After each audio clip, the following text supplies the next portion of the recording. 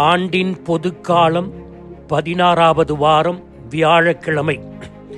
நற்செய்தி பகுதி மத்தேயு பிரிவு 13, அருள்வாக்குகள் 10 தொடக்கம் 17 வரை.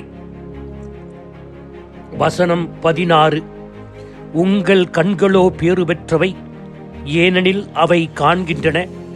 உங்கள் காதுகளும் பேறு பெற்றவை, ஏனெனில் அவை கேட்கின்றன என்று தான் ஓமையின் வாயிலாகவும் கதைகளின் வாயிலாகவும் இறையரசை பற்றி போதித்த தன் போதனையை கேட்ட சாமானிய மக்களையும் சீடர்களையும் பார்த்து இப்படி கூறுகிறார்.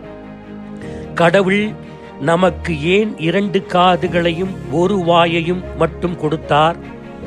ஒரு சாரார் இதை பற்றி சொல்லுகின்ற போது, சிலர் அதிகமாக பேசுவதை விட 2 மடங்கு நேரம் கேட்க வேண்டும் என்று கடவுள் விரும்பியதால்தான். வேறொரு சாரர் கூறுகிறார்கள், பேசுவதை விட கேட்பது 2 மடங்கு கடினம் என்று கடவுள் உணர்ந்ததால்தான் அப்படி கொடுத்திருக்கிறார் என்று கூறுகிறார்கள்.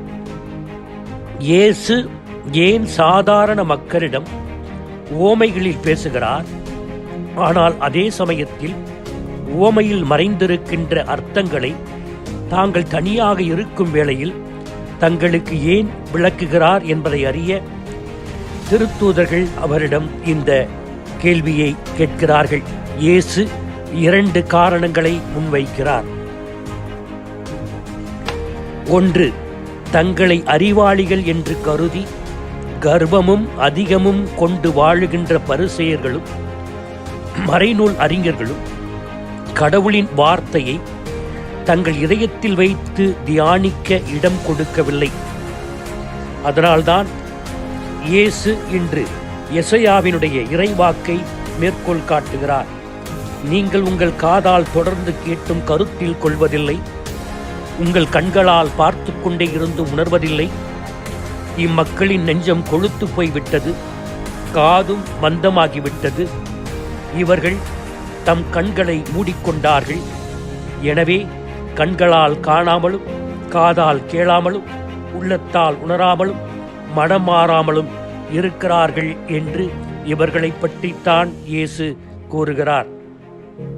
இதயத்தில் இறைவார்த்தையை ஏற்க திறந்த மனது உடைய சாமானிய மக்களுக்காக அவர்கள் வாழ்க்கையில் அன்றாடம் அனுபவிக்கின்ற கதைகளையும் ஓமைகளையும் அவர்கள் புரிந்து கொள்வதற்காகவே இந்த ஓமையின் வாயிலாக பேசினார்.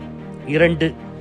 கடவுளுடைய அரசின் மறை உண்மைகள் திறந்த மனதோடு இருந்த பெரிய மனது படைத்த சாமானிய மக்களுக்காகத்தானே ஒழிய கர்வத்தில் தாண்டவமாடும் அன்றைய காலத்தில் இயேசுவோடு வாழ்ந்த அறிவு ஜீவிகளுக்காக அல்ல என்பதையும் வெளிப்படுத்துகிறார். இன்றைய நற்செய்தியில் இயேசு திருத்தூதர்களையும் சாமானிய எளிய மக்களையும் பார்த்து பாராட்டுகிறார். நீண்ட காலமாக எதிர்பார்க்கப்பட்ட மெசியாவை காண பலர் விரும்பினார்கள். அவரது வார்த்தையை கேட்க பலர் ஆசைப்பட்டார்கள். ஆனால் அந்த பேருவகை அவர்களுக்கு கிடைக்கவில்லை, உங்களுக்கே கொடுக்கப்பட்டிருக்கிறது. இயேசுவோடு வாழ்ந்த முதல் நூற்றாண்டு மக்களை விட நாம் பேறு பெற்றவர்கள்.